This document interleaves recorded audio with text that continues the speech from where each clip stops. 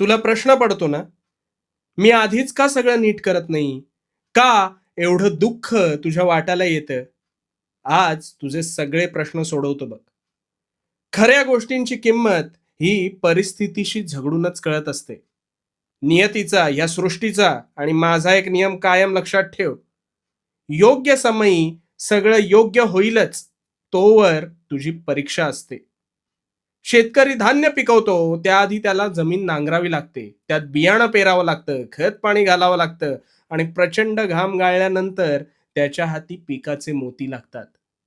कष्टाशिवाय या सृष्टीवर कोणालाच काही मिळालं नाही आणि मिळणार पण नाही. कारण हा माझ्या नियतीचा नियम आहे.